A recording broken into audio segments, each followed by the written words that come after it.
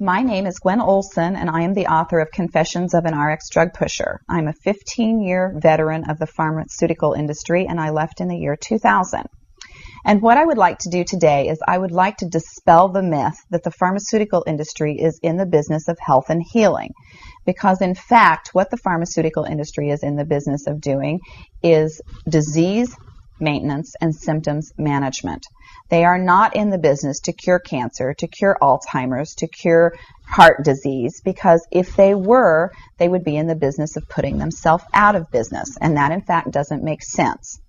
I don't want people thinking that I am a conspiracy theorist, because in fact there is no theory behind what I'm telling you. It's all provable.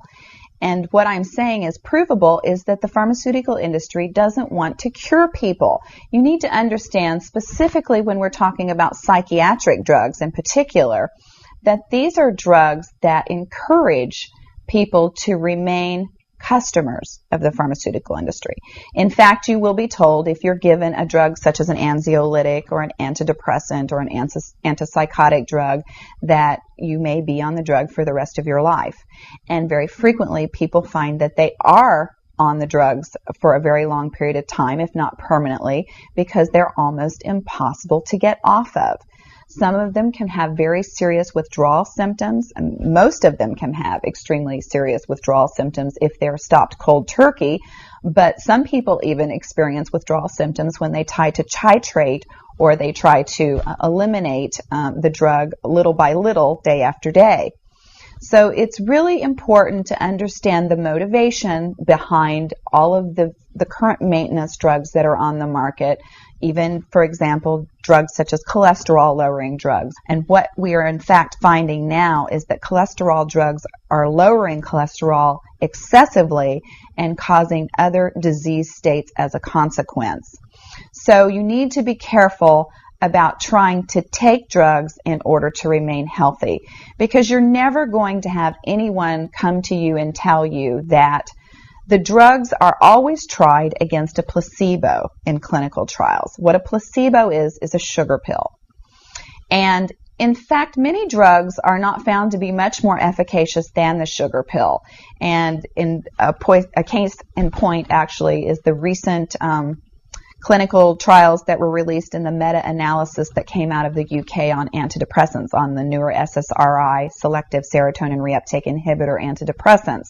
And what was found was the information that activists and other researchers have known for decades, was that antidepressants are no more effective than placebo, no more effective than sugar pills. But yet there are over 44 million people that have been taking these antidepressants, and a large number of them people that have mild to moderate depressive episodes. In fact, they prove that the antidepressants were not effective in anyone, with the exception of some of the most severely depressed patients. And I can tell you from personal experience that there are a number of things that depressed patients can do to improve their mental status aside from drugs that are quite effective, and in fact more effective than placebo. Another recent study that was released showed that exercise was in fact more effective than either placebo or the antidepressant drug that they were compared to.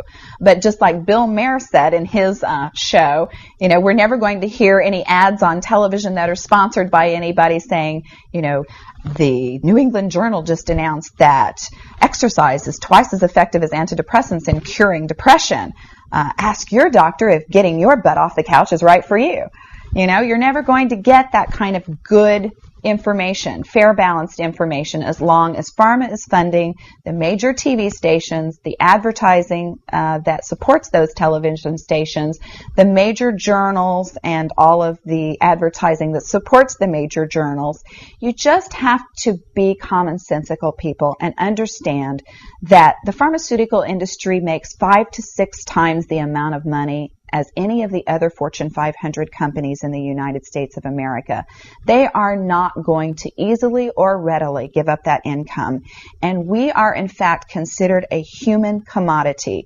Our loved ones, our children, our elderly are considered cash cows that are preyed upon by pharmaceutical reps such as myself, who are encouraged to go in and build market shares without thinking about the consequences to patients, without knowing the misinformation that they are distributing, without being aware that the clinical data has been contrived, or that the patient populations have been cherry-picked, or that the side effects have been minimized and reported in such a manner that it doesn't present the information correctly.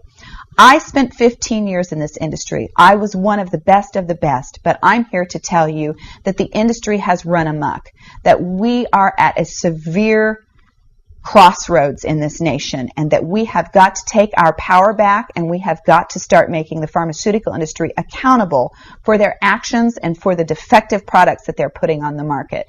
It won't be long before every American is affected by this disaster, and we need to be aware of what the differences are between diseases, between disorders, and between syndromes. Because if it doesn't have to be scientifically proven, if there are no tests, if there are no blood tests, CAT scans, urine tests, MRIs, if there is nothing to document that you have a disease, then you in fact do not have a disease, you have a disorder, and it has been given and has been diagnosed pretentiously, and you need to get yourself educated and understand that there are options, and those options are much more effective than drugs.